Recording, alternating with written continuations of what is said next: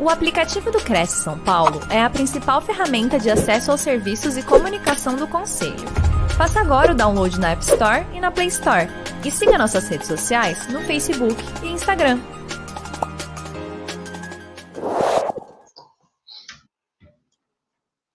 Boa noite, senhoras e senhores colegas, corretores de imóveis de todo o Brasil. Bem-vindos a mais um evento realizado pelo Conselho Regional de Corretores de Imóveis do Estado de São Paulo. Nosso convidado de hoje é o palestrante Marcelo Gil.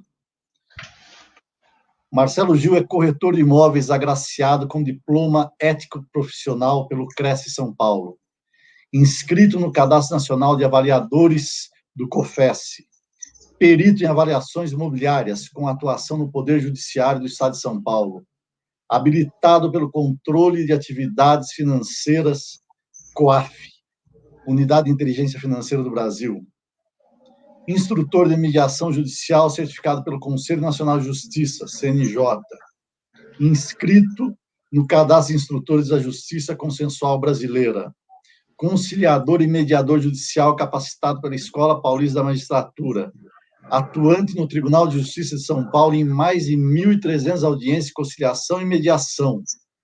E o nosso tema de hoje é conciliação e mediação. Em procedimentos judiciais, sua empresa pode levar anos para resolver conflitos, e ainda assim, a solução pode ser estendida por conta de vários recursos. Com o processo de mediação e conciliação, é tudo muito mais rápido, sigiloso e confiável. A figura do mediador aproxima as pessoas para que identifiquem os reais interesses envolvidos no conflito. A figura do conciliador é de se empenhar com todos os esforços, ajudando as partes a chegar em um consenso. Os meios de pacificação de conflitos são a mediação, a conciliação e a arbitragem. Tema da nossa live de hoje. Antes de passar a palavra ao nosso convidado, palestrante, gostaria de fazer o agradecimento em nome do nosso presidente, José Augusto Viana Neto, e de todos os membros da nossa diretoria que nos acompanham nesse momento. Boa tarde, doutor. Como vai? Tudo bem? Doutor André, boa tarde. Agradeço a oportunidade de estar de novo aqui no Cresce. Agradeço a oportunidade ao doutor Viana, que possibilitou, inclusive, que nós pudéssemos aí capacitar colegas corretores com 5 turmas gratuitas para os nossos colegas corretores de imóveis. Agradeço ao doutor Augusto Viana, ao senhor, a Simone, que me deu a assessoria aqui, ao Felipe também da assistência, está dando assistência para a gente, para que essa live seja realizada. E muito obrigado a todos que se dispuseram numa sexta-feira, às 18 horas, né?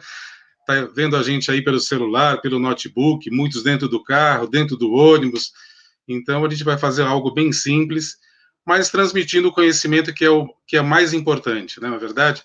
Então, nós vamos trazer aqui para vocês um pouco do nosso conhecimento nessas 1.300 audiências que eu realizei e trazer depois um segredo que é muito importante para que as audiências e as sessões de conciliação e mediação sejam realizadas com êxito. É um segredo que eu vou deixar para o final, doutor André. Muito bem. Então, podemos começar. Vamos apreciar essa aula de hoje. Vamos lá. Bom, primeiramente, a conciliação e a mediação têm uma diferença muito grande. A conciliação, o conciliador, em tese, ele pode, na verdade, sugestionar. Então, ele pode criar opções para que as partes, então, escolham entre aquelas que achar mais plausível e realizar o seu desejo.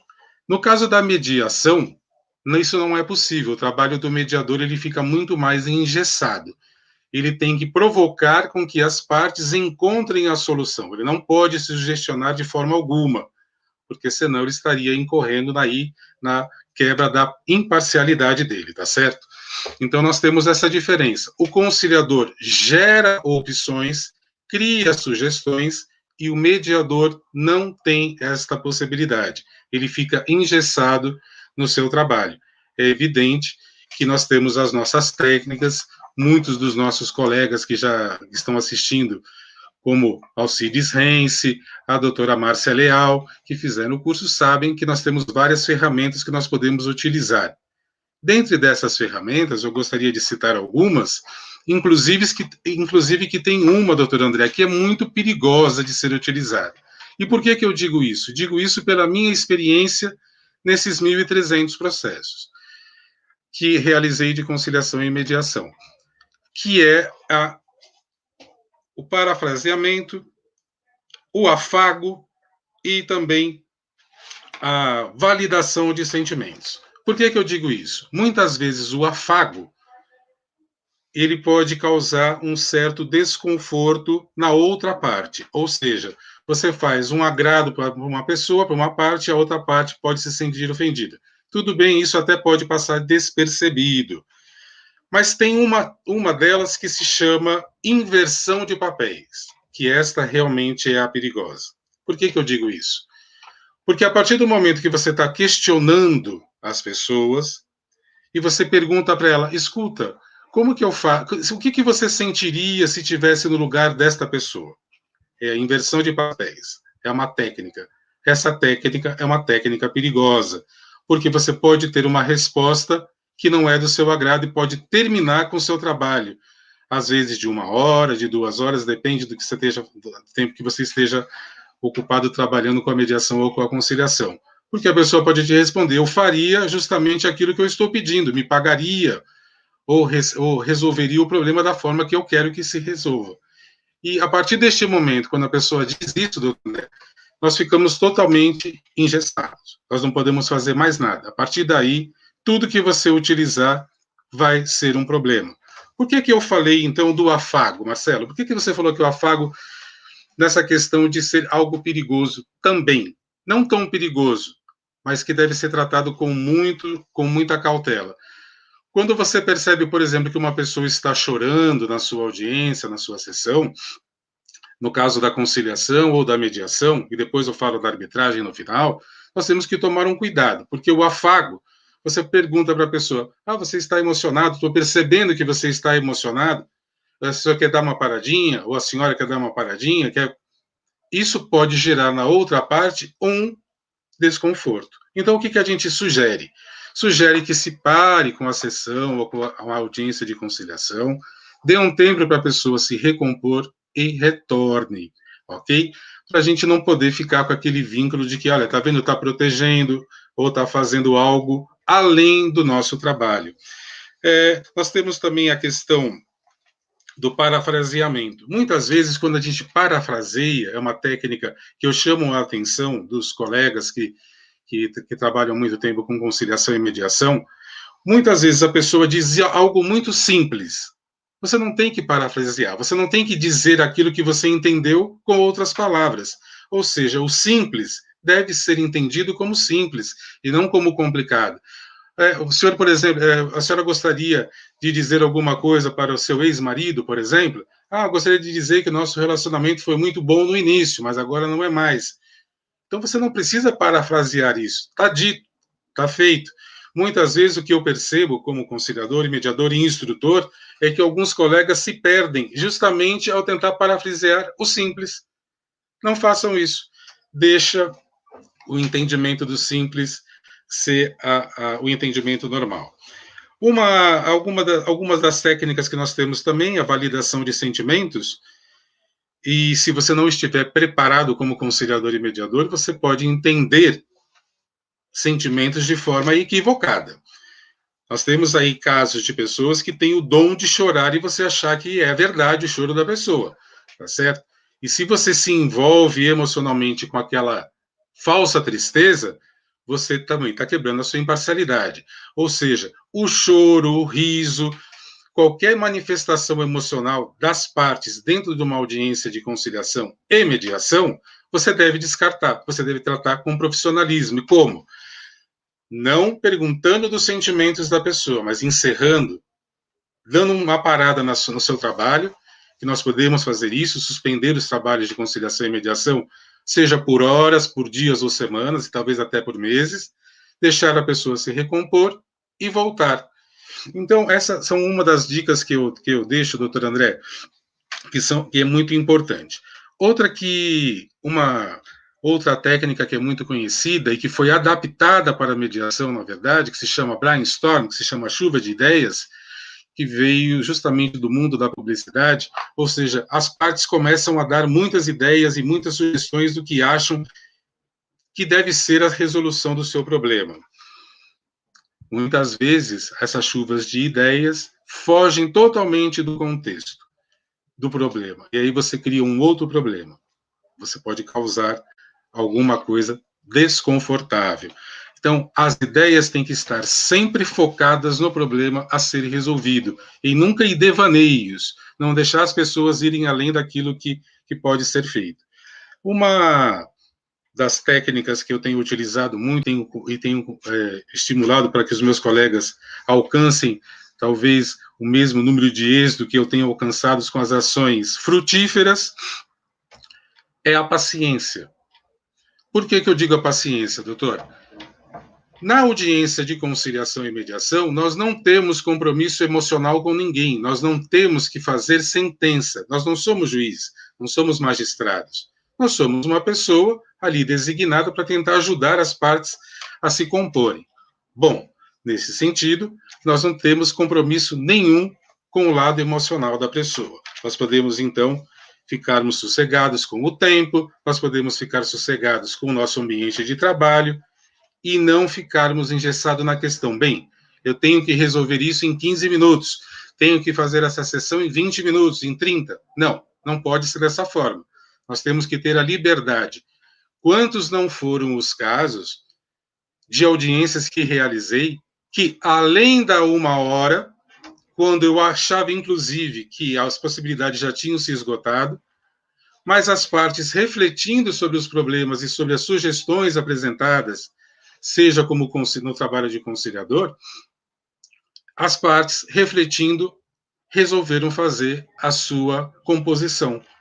Porque nós demos tempo para a pessoa pensar, tempo para a pessoa refletir, inclusive, algumas vezes, até permitindo que a pessoa ligue para uma pessoa mais próxima, um pai, uma mãe, um namorado, um noivo, o próprio advogado, quando não está presente. E aí, gostaria de fazer uma ressalva, doutor André, da importância que os advogados têm para a audiência de conciliação e mediação quando estão juntos, porque facilita muito o trabalho do conciliador e do mediador, no que tange ao esclarecimento das regras, em todo o andamento da nossa sessão. Gostaria de complementar também sobre o caucus, né, que seriam as sessões individuais, que naqueles casos em que a pessoa encontra-se num estado emocional, às vezes, descontrolado ou muito agressivo, então nós precisamos aí controlar os ânimos, não podemos manter as partes no mesmo ambiente. O que nós fazemos? Nós separamos as pessoas para que elas possam conversar, tendo você como intermediária. Você quem? O conciliador ou o mediador. Então, nós fazemos essa ponte, essa ligação de ideias, mesmo estando em ambientes separados. E nisso, a internet acabou ajudando muito, porque nós podemos hoje realizar, inclusive, chamadas durante a audiência, podemos realizar chamadas durante a audiência, com a nossa permissão evidente, para que as pessoas se sintam confortáveis conversando, às vezes, como eu digo, com seu advogado, quando não está presente, ou quando há ausência de algum familiar e ele está distante. Já aconteceu várias vezes isso, e nós tivemos grande êxito. Gostaria também de falar sobre a técnica do silêncio. Muitas vezes, doutor, por incrível que pareça, a solução aparece justamente quando nós estamos na audiência de conciliação e mediação, e depois de dito tudo, quando nós pensamos que foi dito tudo, nós ficamos em silêncio por alguns minutos. Digo, 5, 10 minutos, depende aí da sensibilidade do mediador, da mediadora, do conciliador e conciliadora. Por que eu digo isso? Porque é neste minuto que está prestes a encerrar a conciliação ou a mediação, que as partes, então, elas têm tempo para refletir. Se a sua audiência, se a sua mediação ou conciliação for muito rápida, não existe esse tempo de pensamento. Por que eu digo isso e afirmo, doutor André, e colegas corretores, e colegas mediadores e conciliadores. Porque muitas vezes a pessoa que chega num juizado especial, chega num SEJUS, que chega num tribunal de justiça, ela é a primeira vez que está chegando nesse ambiente. Ou seja, ela está totalmente fora do contexto do seu ambiente. Ela está nervosa, ela está suando frio. Então, quando ela está participando ali conosco, ela está num estado emocional que não é o estado emocional normal dela. E também isso cabe a nós, como mediadores e conciliadores, trabalharmos para deixarmos as pessoas à vontade. Digo, as pessoas à vontade, confortáveis com o ambiente, ok? Sem dar a impressão de favoritismo para ambas as partes. Isso eu deixo sempre muito, muito importante. Temos também o caso da arbitragem, que a arbitragem já é um outro conceito, né? A arbitragem, as partes contratam para que haja uma decisão, ou seja, a figura do conciliador e do mediador, não existe decisão nenhuma. Caso não haja um consenso, quem vai decidir é o magistrado. No caso da arbitragem é totalmente diferente. Haverá um árbitro que será responsável por emitir ali a sua sentença e deverá ser cumprida. Então, nós podemos dizer que a arbitragem é uma forma de justiça e parecida com a justiça comum, com a justiça que nós conhecemos, mas de forma mais célere, porque a pessoa vai ser contratada para resolver aquele problema e vai resolver e vai ter uma sentença. Essa sentença arbitral tem peso de sentença judicial e deve ser cumprida. Então, essa é a diferença. Conciliação e mediação nós tratamos sem sentença, sem decisão. O conciliador e mediador não tem força decisória nenhuma, ele só tem uma força, que é a de ouvir e de tentar ajudar as partes. E, para isso, a principal característica do bom conciliador e do bom mediador é ter muita paciência. Chegar isento de ideias pré-concebidas do que é certo, do que é errado, principalmente para quem faz mediação familiar. E aí são várias, mediação familiar, mediação de comércio, mediação industrial, cada um vai escolher a sua área.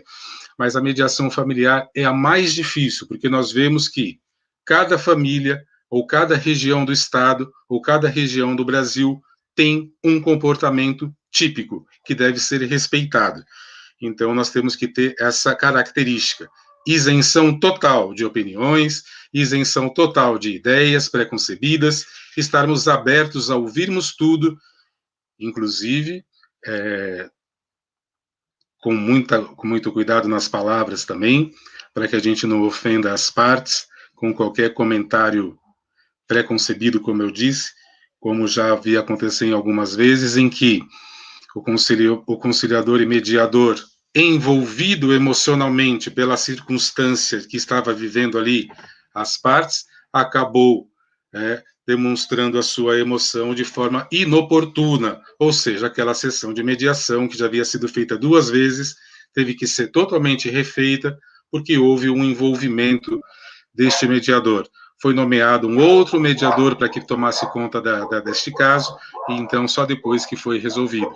Mas vocês imaginem, 2 sessões de mediação a 2 horas cada uma, e na segunda sessão todo o trabalho é desfeito, este novo colega que vem, ele vem cru, ele não pode receber informações, então ele vem cru e faz o seu trabalho totalmente desde o início.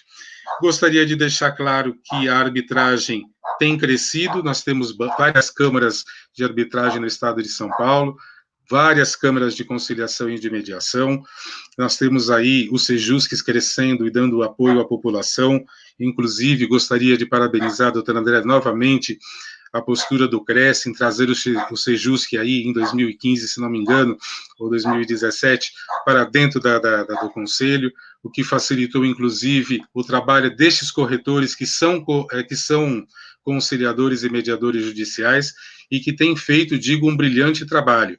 Nós temos tido o apoio do NOPEMEC do Tribunal de Justiça do Estado de São Paulo, na figura do desembargador José Ferreira Alves, do Dr. Ricardo Pereira, pessoas que estão totalmente comprometidas com a conciliação e com a mediação e com o seu crescimento.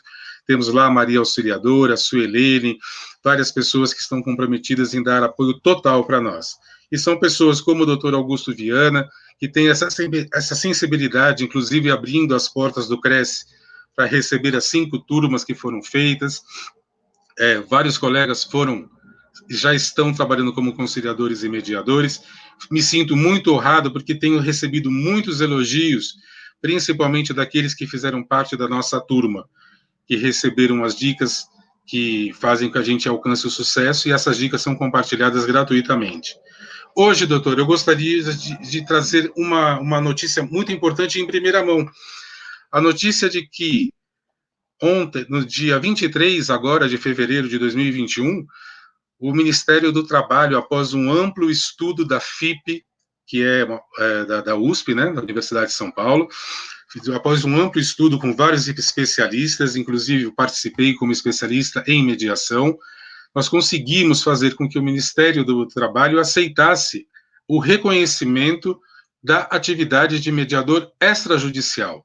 Então, nós temos lá já um código para ser inserido nas futuras declarações de imposto de renda, foi reconhecida pelo Ministério do Trabalho, foi reconhecida pelo Ministério da Economia.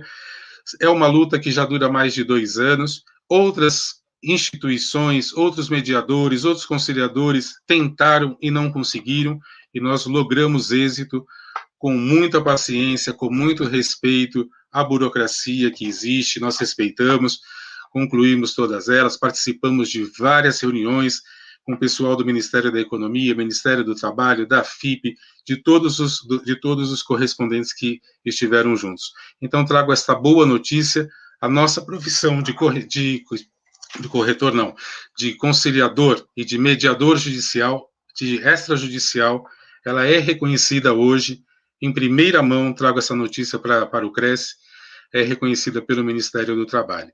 Fico honrado de trazer essa notícia, porque faço parte do corpo de especialistas que conseguiu esta aprovação, e trago também uma técnica que não existe nos livros acadêmicos de conciliação nem de mediação. É uma técnica de visualização.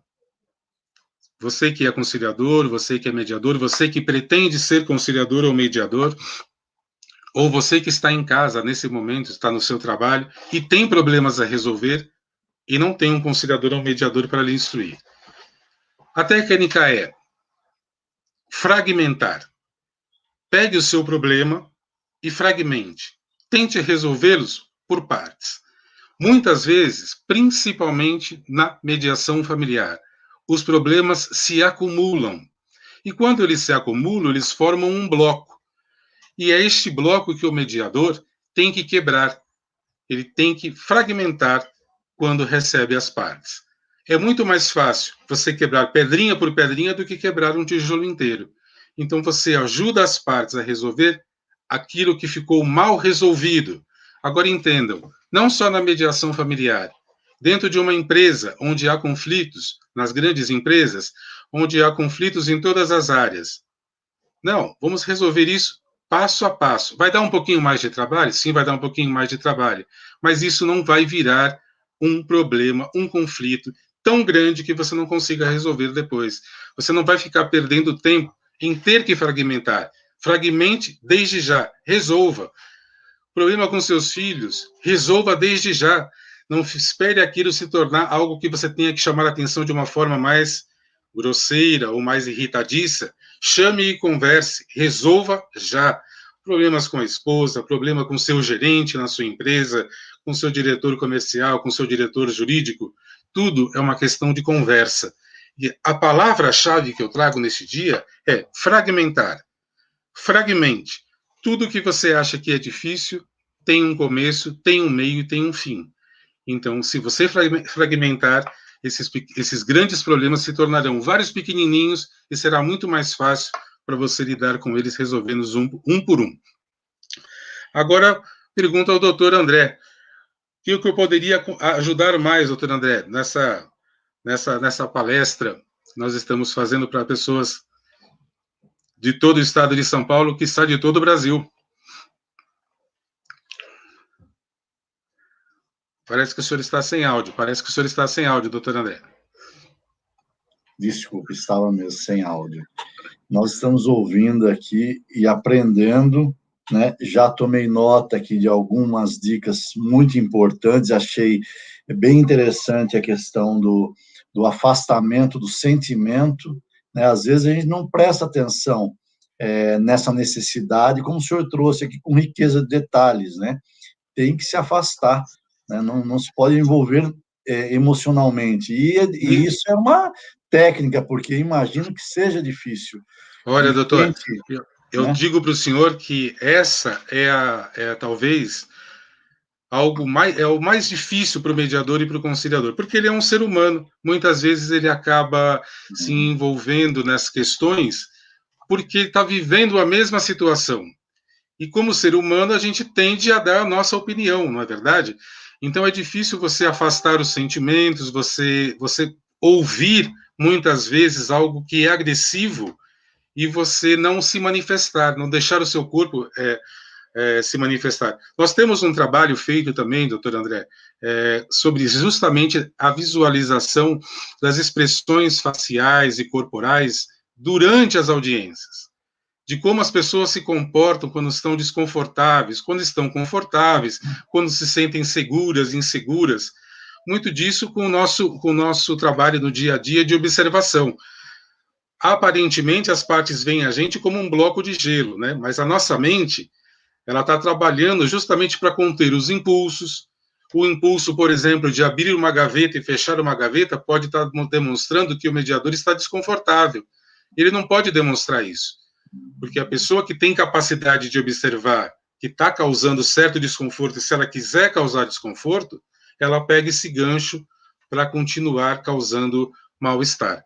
Então, são várias questões. É claro que em uma hora nós não poderíamos falar de tudo, mas nós temos aí estudos em relação às expressões e comportamentos corporais, que quem sabe numa próxima oportunidade a gente pode trabalhar justamente para que as pessoas entendam um pouquinho mais, principalmente das expressões que são falsas, né? Como eu disse no início, aquela do choro fingido, que a gente acha que realmente a pessoa está chorando, que ela está emocionada, e na verdade aquilo é uma técnica já bem forjada durante anos. E se a gente não tiver essa isenção, a gente acaba se envolvendo no choro. Veja como é difícil. Para mim, como pessoa, é muito difícil ver um homem, uma mulher chorando, uma criança, né? Mas se eu ofereço um lenço para uma pessoa durante uma audiência, eu posso estar, veja que curioso, eu posso estar dizendo com o meu gesto de que eu estou me afinando a ela, que eu estou conectado ao sentimento dela. Então, por mais que você tenha com lenço no seu bolso, lenço de papel, você pode até oferecer o lenço de papel que estiver em cima da mesa, mas o correto, que eu tenho percebido e tem funcionado, é quando a gente suspende por 5 minutos, 10 minutos, pede para a pessoa sair, se recompor e voltar, tá certo? Porque daí ela vai tratar das emoções dela como devem ser tratadas. Lembrando, doutor André e colegas que estão nos assistindo agora ao vivo por todo o Brasil, que nós não estamos ali para sermos amigos, né? Nós estamos ali representando o Poder Judiciário, um serviço do Poder Judiciário. Eu sempre digo isso. O magistrado, as excelências todas, os ministros, eles têm um compromisso. O compromisso de ler o papel e de sentenciar. Eles têm que tomar partido. É a função deles. A parcialidade deles faz parte da função. Eles têm que ser imparciais justamente no tratamento. O tratamento igual para todos, o mesmo prazo, aquela coisa. Mas nós, como conciliadores e mediadores, temos um problema. Nós temos que sermos imparciais ouvindo as partes. Nós não lemos praticamente o processo, doutor André.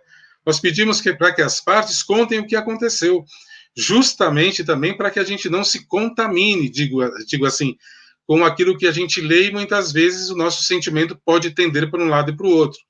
Para o magistrado, isso é ótimo, ele lê e tem a convicção dele, é o papel dele como magistrado. O nosso não.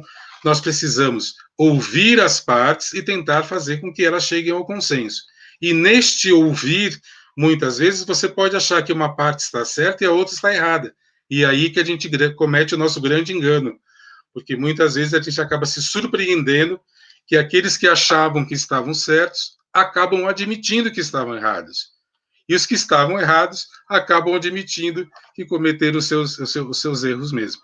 Então, é um jogo muito perigoso. Se a gente se envolve, a gente tende a cometer um grande engano. Então, essa é uma questão importante, doutor. Uma outra coisa que eu gostaria de compartilhar com o senhor e com todos que estão nos acompanhando, perdão pelo intervalo, é a questão do potencial construtivo, que é um termo muito utilizado pelos engenheiros, e eu sei que existem muitos engenheiros que também são corretores de imóveis, assim como advogados que são corretores de imóveis também, e várias outras funções. O potencial construtivo, doutor, que é o que faz o grande diferencial do corretor de imóveis de sucesso. O corretor de imóveis de sucesso, quando ele vê um terreno, ele não vê o terreno, ele vê o que vai ser construído em cima dele, o que pode ser construído em cima dele. Ele potencializa, então, a venda daquele terreno, daquele imóvel comercial, não é verdade? Então, o potencial construtivo, dentro da conciliação e mediação, visa justamente isso, fazer com que as partes entendam que a união de ideias, o consenso, pode ser algo muito construtivo para elas no futuro, e aí mostrando para elas o que poderia ser construtivo em relação a esta união. Evidentemente, não digo ao senhor e nem tenho a pretensão de dizer que a mediação e a conciliação é boa em 100% dos casos. Não, existem casos que realmente precisam ir ao litígio, não tem condição de serem tratadas pela conciliação e pela mediação. Nós temos que ter essa visão de que os magistrados, então, vão cumprir muito bem a sua tarefa de julgar e definir o que é certo e o que é errado, algo que não nos cabe, não é verdade? E é justamente esse diferencial. Bom, se eu não posso, como mediador e conciliador, julgar o que é certo e o que é errado, como eu posso criar opções, então? É justamente através do tempo, é ouvindo as pessoas através da escuta ativa, que é uma técnica, é uma ferramenta, uma técnica da mediação e da conciliação. O que é a escuta ativa? É você perceber aquilo que é positivo para ambas as partes e trabalhar em cima disso, do que é positivo para ambos. Bom, se é positivo para ambos, ambos podem ganhar, isso é construtivo, isso é positivo, vai ser um sucesso.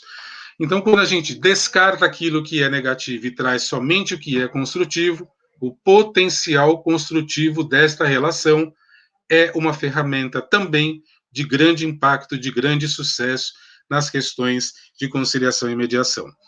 Gostaria de dizer também, doutor, que muitas vezes eu tenho percebido que alguns colegas que estão ingressando nessa questão de conciliação e mediação, fizeram o curso e tudo, elas têm um ímpeto de buscar apenas a audiência ou as sessões de conciliação e mediação exitosas. Eles querem fazer o acordo de qualquer jeito. Necessitam lá elaborar o termo de acordo. E muitas vezes o nosso sucesso, doutor, não está, ilustres colegas, não está na questão de você fazer o termo de acordo naquele momento. É justamente quando a pessoa vai para casa, reflete, conversa com o marido, conversa com o filho, conversa com o seu advogado, busca uma terceira opinião e vê que realmente as opções que foram ofertadas na conciliação, de fato, seriam as melhores opções. Doutor, é impossível imaginar que, por exemplo, uma causa que pode ser resolvida em, no máximo, 3 meses, possa perdurar na justiça por mais de 3 ou 6 anos. Imaginemos o seguinte, nós entramos com a ação ela é julgada, ela é distribuída, passa pela conciliação e mediação, eventualmente, não havendo conciliação, esse vai ser julgado, vai ser encaminhado para instrução e julgamento, onde o magistrado, então, vai tomar, né, a sua decisão. A partir da instrução e julgamento, doutor, ainda que o juiz se manifeste positivamente ao pedido, existem os recursos de embargo, declaração, embargos de declaração, todos os tipos de recursos que podem fazer com que aquele processo demore anos. Muitas vezes, naquela oportunidade em que, na conciliação, foi ofertada lá, vai numa causa de 30 mil reais, foi ofertado 20, a pessoa que ofertou 20 tinha condições de pagar os 20 mil. Ainda que de forma parcelada, mas eu perdi 10 mil reais. Este é um ledo engano. Por que um ledo engano, Marcelo? Por que você está dizendo isso? A pessoa perdeu 10 mil reais ainda. Será? Então vamos para o futuro de novo. Saiu a sentença do juiz. Ele disse lá, olha, você ganhou os 30 mil reais. Doutor, vai para a fase de execução, chega na execução, a pessoa não tem bens. Não tem bens no seu nome, não tem nenhum tipo de joias, quadros, automóvel, né? Tudo que pudesse ser buscado para cumprir aquela execução. Ou seja, a pessoa ganhou, mas ela não levou. Ou seja, ela tem um papel dizendo que ela ganhou 30 mil reais. E quanto ela levou de fato? Nada. E aí frustra não só, eu acredito, doutor, a pessoa que entrou na justiça e buscou os seus direitos, que ela tem todo esse direito, mas também, como também frustra o trabalho dos nobres causídicos, dos advogados, porque trabalharam, lutaram pelo seu cliente, chega no final, não tem de onde tirar o seu próprio, o pagamento da sucumbência, muitas vezes, etc. Bem, pergunto ao senhor, quem perdeu? Quem ganhou a ação ou quem fez o acordo? Ora, quem ganhou a ação, ganhou, mas não levou. Mas quem fez o acordo de 20 mil está com 20 mil no bolso, ou está sendo lá acreditado mensalmente na sua conta o valor correspondente. Outra coisa que tenho observado, doutor André, com muita atenção, em alguns casos, as pessoas que fazem acordo, que se propõem a fazer o acordo, cumprem o acordo em 95% dos casos. Só quando acontece alguma coisa que a pessoa não tem realmente de onde tirar. 95% dos casos de acordo ofertados voluntariamente pelas partes são cumpridos. Então, é muito melhor você ter ali a garantia de que você vai receber, ainda que parcelada, a quantia que lhe é devida, do que ficar esperando uma sentença e chegar na sentença e ter a sua frustração ampliada, porque você ganhou, mas não levou. Tudo isso, doutor, faz parte da nossa experiência no dia a dia.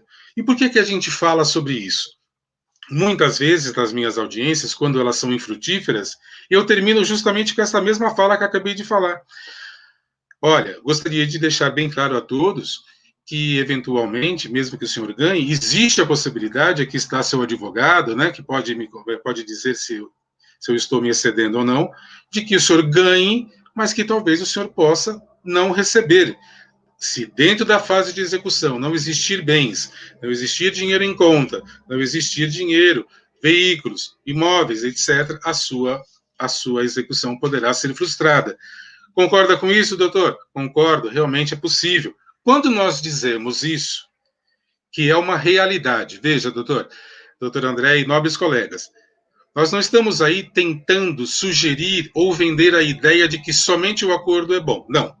A pessoa tem que sair dali sabendo do risco que corre.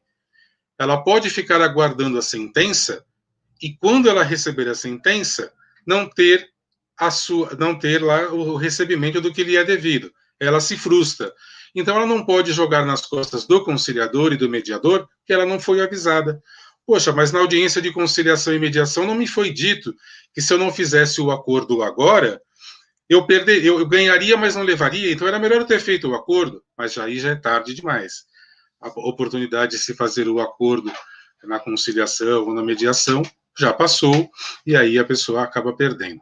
Então, doutor, são dicas que a gente traz do nosso dia a dia, que a gente compartilha gratuitamente, justamente porque a gente acredita na conciliação, acredita na mediação, e muitas vezes a gente pega alguns colegas em pequenos entraves que nós já superamos com o tempo, com este número expressivo de audiências já realizadas.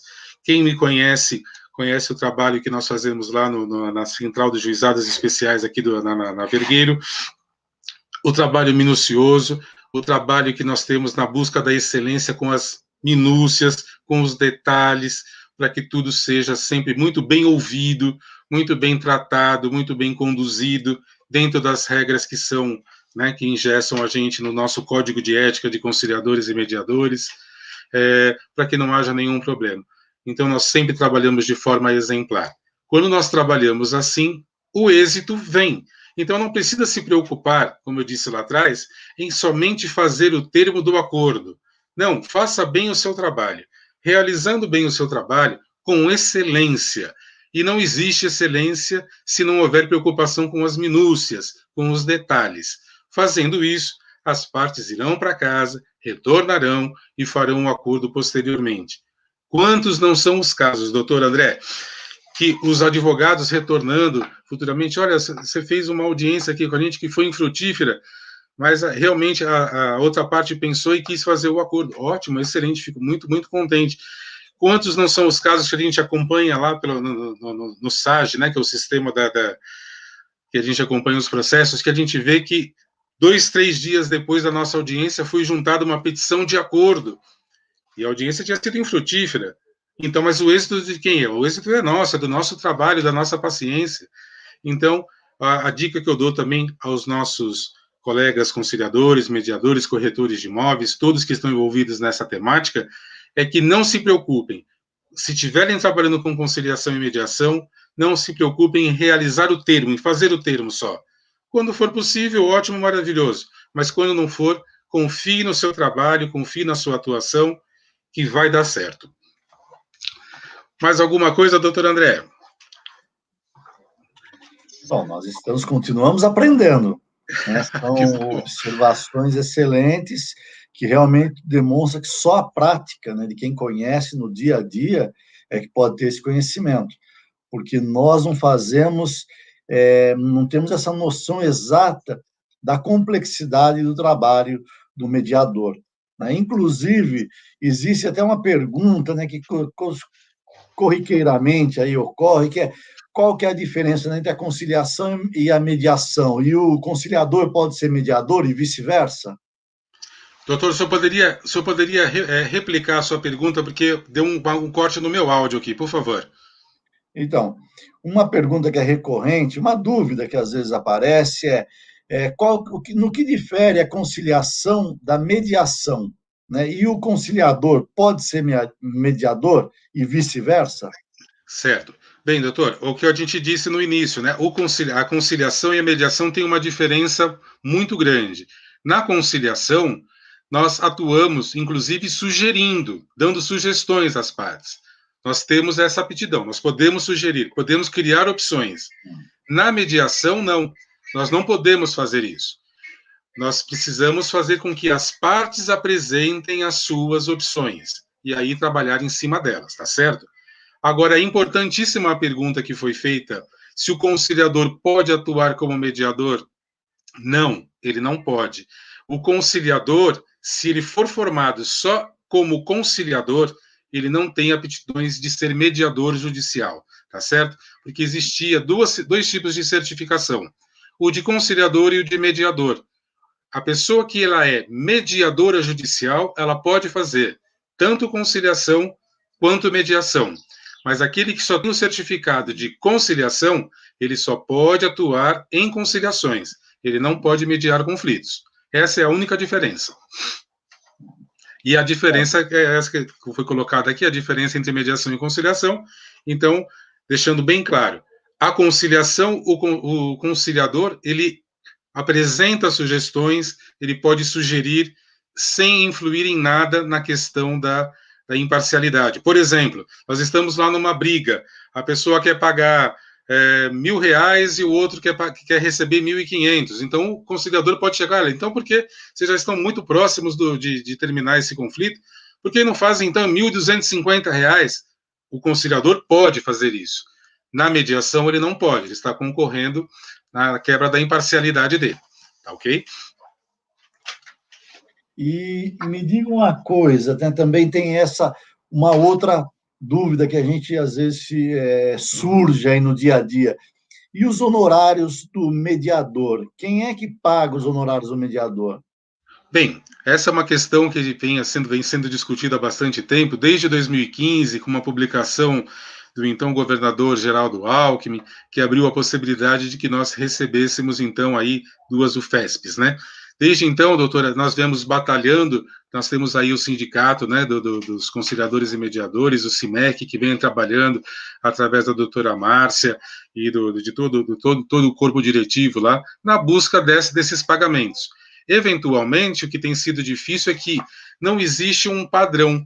Em alguns sejusques está sendo feito o pagamento, em alguns sejusques não está sendo, ainda não existe uma uniformização, mas isso provavelmente vai vir agora, é algo novo, né, doutor? Nós temos que entender também, como conciliadores e mediadores, nós estamos tratando com o Estado, nós sabemos que as questões do Estado são um pouco mais lentas, existe a questão de orçamento para ser destinado a essas causas.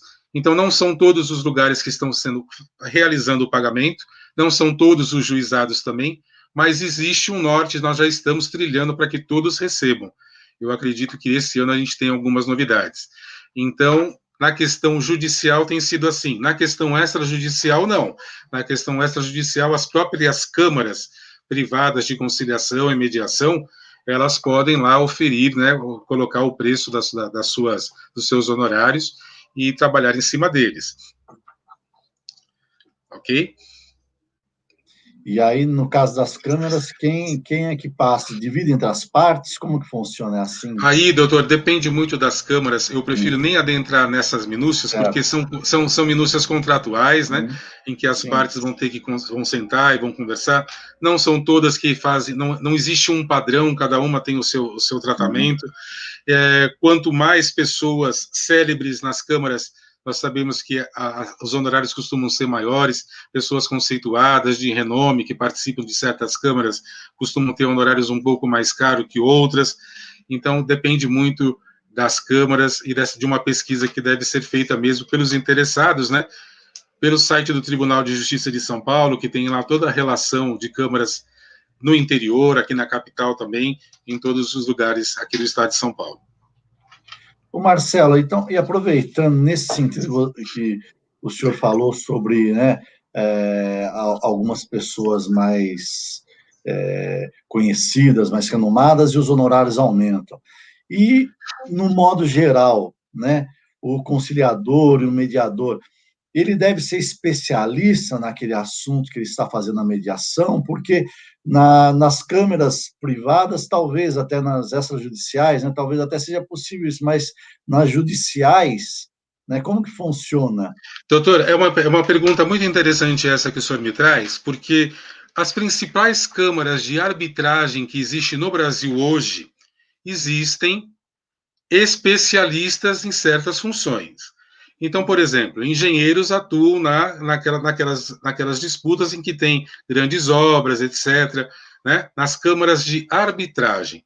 Nas câmaras de mediação e de conciliação, doutor, o que existe são profissionais multidisciplinares, mas pessoas que estão amplamente capacitadas, seja pelo vasto número de audiências que fizeram, de sessões, de estudos que realizam, entende? Então, depende muito da capacitação desta pessoa. Independe, por exemplo, um bom mediador de ele ser um advogado.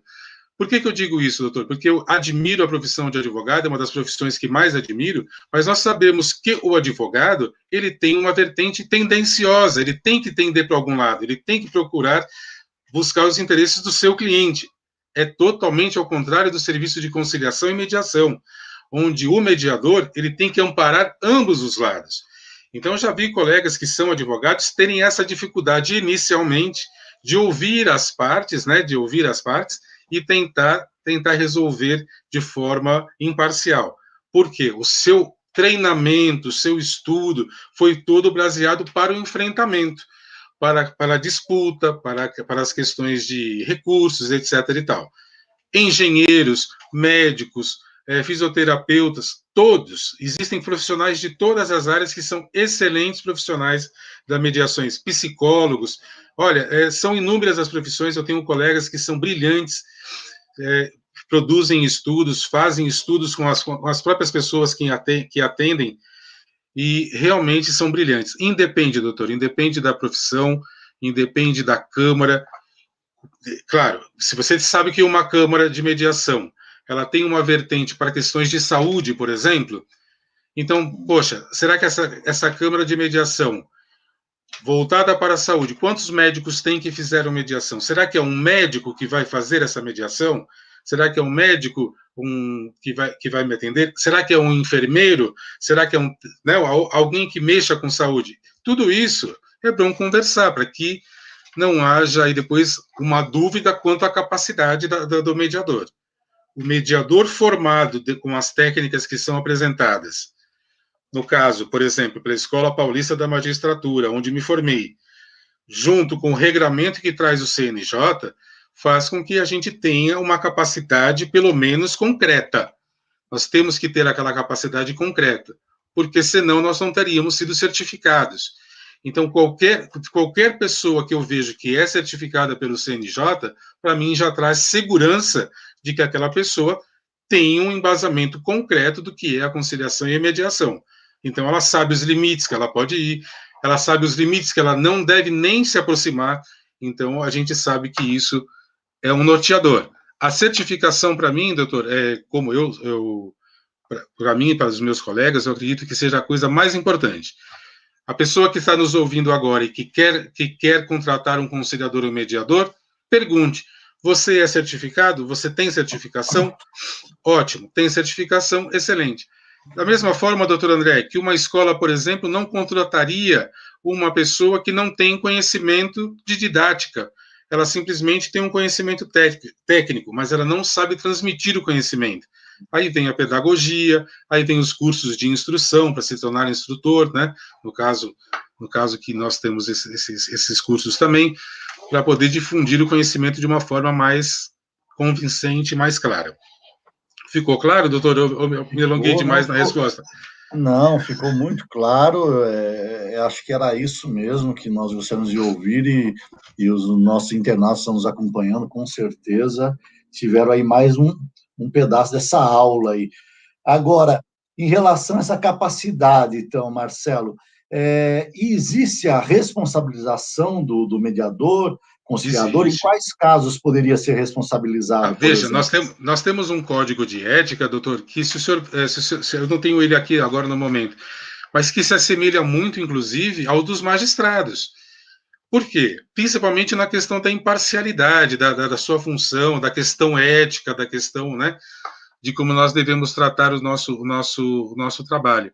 A imparcialidade, por exemplo, por isso que eu disse desde o comecinho, da preocupação que eu tenho, por exemplo, com o afago, no momento inoportuno, às vezes, como eu coloquei aqui, da validação de sentimentos, quando você pergunta o que o senhor faria se estivesse no lugar dele, na situação de troca de papéis, tudo isso pode causar um constrangimento.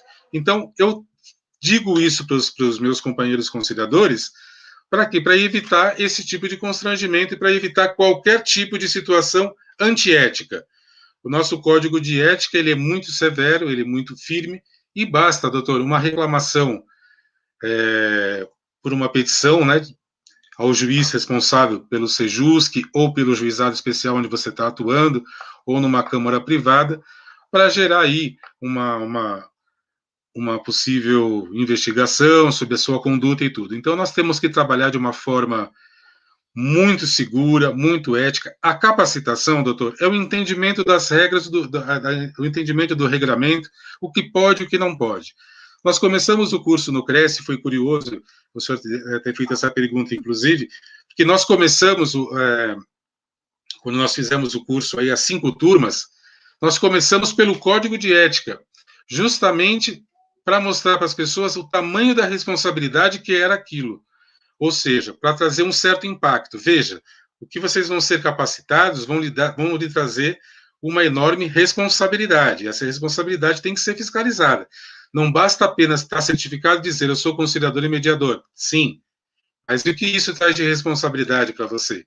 A forma de você se comportar, a forma de você se vestir, a forma de você falar, a forma de você colocar as coisas na sua mesa, tudo isso, doutor. Veja que curioso. Se eu ofereço um copo de água, doutor, para uma pessoa, eu faço tentando fazer um afago, tentando ali me aproximar e mostrar certo conhecimento. Isso aconteceu comigo, doutor. Eu vou contar agora e quero que os meus colegas, o senhor observe bem. A pessoa começou a engasgar, ter dificuldade para falar, e eu percebi que ela estava com a boca seca. E eu fui fazer a gentileza de pegar um pouquinho de água e dar o copinho de água num copinho plástico para a pessoa. A pessoa tomou o copinho de água e deixou metade do copo e olhou para outra pessoa e jogou a água na pessoa. Ou seja, a outra parte foi vítima de uma agressão com um copo de água de plástico. Então, veja, se nós não encerramos ali a sessão, não tivéssemos tomado as providências cabíveis, aquilo poderia, inclusive, incorrer contra nós, né? Que não encerrou a audiência no momento certo, que não conseguiu controlar a atitude da pessoa no momento de nervoso. O advogado bastaria lá fazer uma petição, comunicando o juiz da nossa imperícia em lidar com aquela situação. Então, é muito importante que a gente leia, releia todos os dias, compreenda que a nossa responsabilidade como conciliadores e mediadores é muito grande. Como eu disse para o senhor, doutor André, se assemelha muito com o Código de Ética dos Magistrados, só que nós temos uma facilidade, que é que nós não temos que fazer sentença, nós não podemos ser punidos por uma sentença errada ou mal conduzida. Não. Nós podemos ser punidos, sim, pela má condução de uma audiência de conciliação e de mediação. E qual seria essa má condução? Já vou deixar aqui bem claro. Por exemplo, nós não podemos começar uma conciliação e mediação sem antes fazermos a apresentação das partes, sem antes explicarmos quais são as técnicas que serão utilizadas, que uma pessoa, quando estiver falando, não pode falar enquanto a outra estiver falando. Todo este regramento, que demora em torno de 10 a 15 minutos, só para você dizer o que são as regras, só para fazer a apresentação das partes. Veja, se eu pulo 10 a 15 minutos para deixar o meu trabalho mais rápido, para facilitar para as partes, para que elas não fiquem esperando tanto, eu estou concorrendo contra o Código de Ética, que diz exatamente isso, que nós temos que fazer as preliminares, temos que dizer os princípios que regem a conciliação e mediação, temos que dizer as técnicas que vão ser ditas, temos que trazer o regramento daquela sessão. Então, não é simplesmente sentar e pedir para as pessoas, tem acordo, sim ou não? Não sei se o senhor se recorda, doutor, que isso era muito comum, né? Tem acordo, sim ou não? As pessoas falavam que não tinham acordo e iam embora.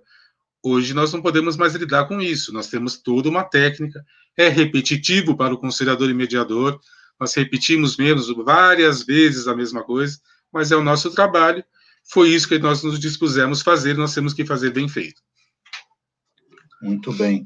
Inclusive, nesse sentido, o senhor falou outra coisa que me chamou muita atenção pelo lado positivo, que foi a observação de que nem sempre é necessário lavrar o termo de acordo, a ata de acordo, né? Às vezes é melhor permitir que a pessoa reflita na casa e ela por si só, né, tome essa decisão após, é claro, por si só, após ter passado aí por todas essas técnicas, né, de indução a conciliar, porque a ideia é conciliar, sem dúvida, a ideia é conciliar e mediar, então se conduz para esse desfecho, né? Inclusive, doutor, eu gostaria até se o senhor me permitir, de trocar a palavra, de induzir para refletir, né? Fazer com que as pessoas reflitam, porque a gente não pode induzir, a gente tem que fazer as partes refletirem. Então, se a gente percebe que a pessoa está, como poderia dizer, se ela está em cima do muro, se ela não está se sentindo confortável em fechar o acordo naquele momento, quantas vezes eu não pedi para as pessoas, o senhor gostaria de sair por 5 minutos, conversar com alguém, ligar para o seu advogado, para uma pessoa próxima, esposo, seja quem for. Quantas vezes as pessoas retornam e fazem um acordo, porque elas estão se sentindo seguras. Se as pessoas pedem, olha, eu gostaria de refletir um pouquinho mais, é possível realizar essa audiência de conciliação novamente? O que nós dissemos? Olha, nós podemos realizar sim, nós podemos remarcar uma nova audiência de conciliação, mas se o senhor não quiser que isso atrase muito, nós podemos marcar a instrução e julgamento, já fica marcada a próxima audiência. Se o senhor fizer o acordo, se a senhora fizer o acordo com a outra parte, comuniquem ao processo, então essa audiência que foi marcada, ela vai ser desmarcada, sai de pauta e o processo encerra. E assim tem sido um sucesso, doutor.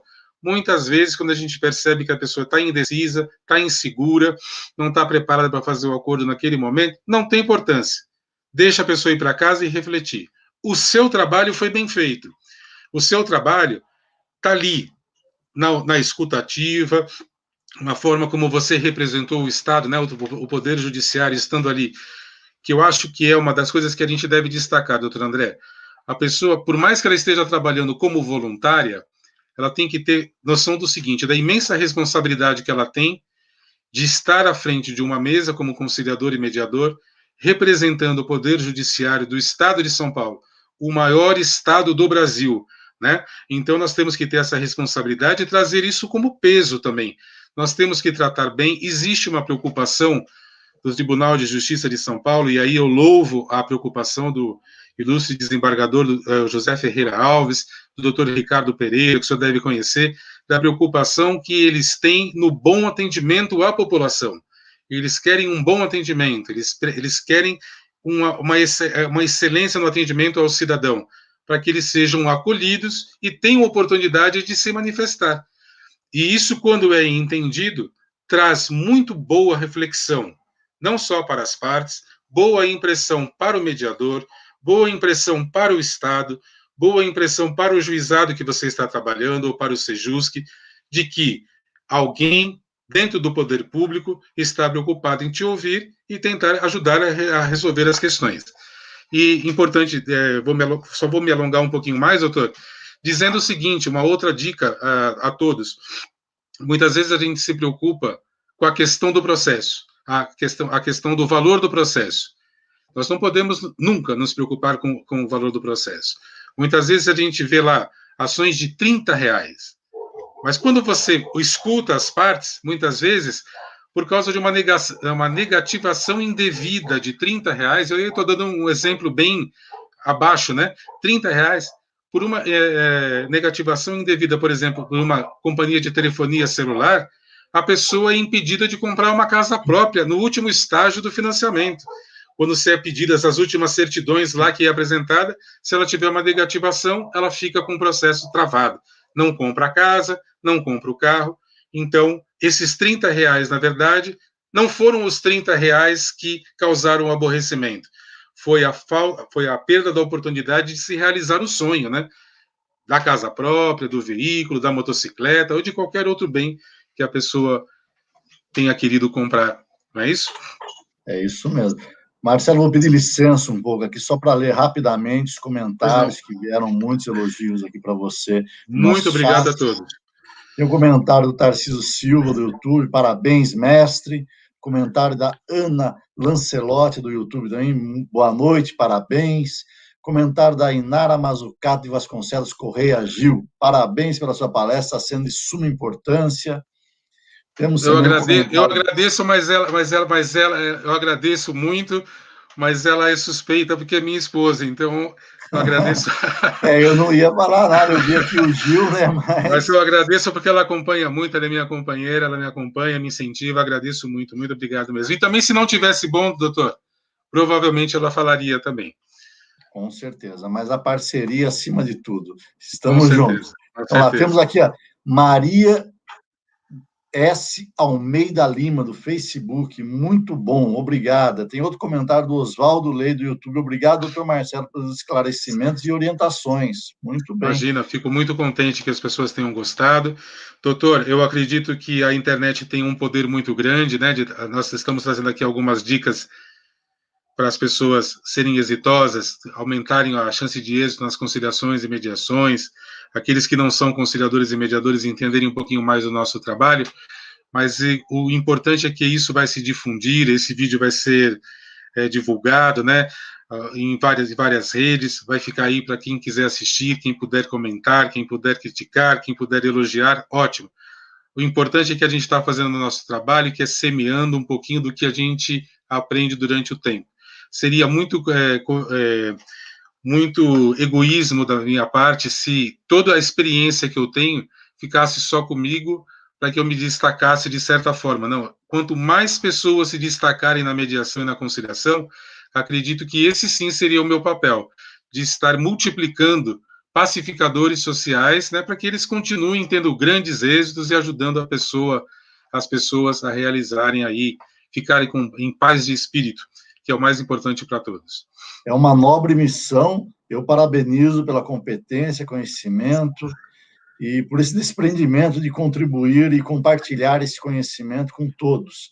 Eu acredito que foi um sucesso, que os corretores e os nossos internautas que acompanharam a live puderam aprender, eu aprendi bastante, né? Aí as dicas, eu falei, olha, são dicas que às vezes passa desapercebido, e só quem está na prática do dia a dia é que, de fato, conhece a grandeza dessa complexidade que é o trabalho de conciliação e mediação, né? E os benefícios, os grandes benefícios que isso traz, tanto para o judiciário como para a sociedade de uma forma em geral, né? Aliás, traz benefícios para o judiciário e, consequentemente, para a sociedade.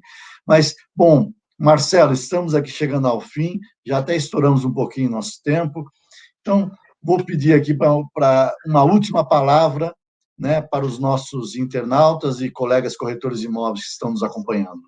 Bem, doutor André, eu gostaria de agradecer novamente a oportunidade que o doutor Viana me dá de aparecer aqui na TV Cresce. Obrigado ao senhor pela entrevista. Agradeço a todos que colaboraram, o Felipe aí na parte da informática, todos que colaboraram.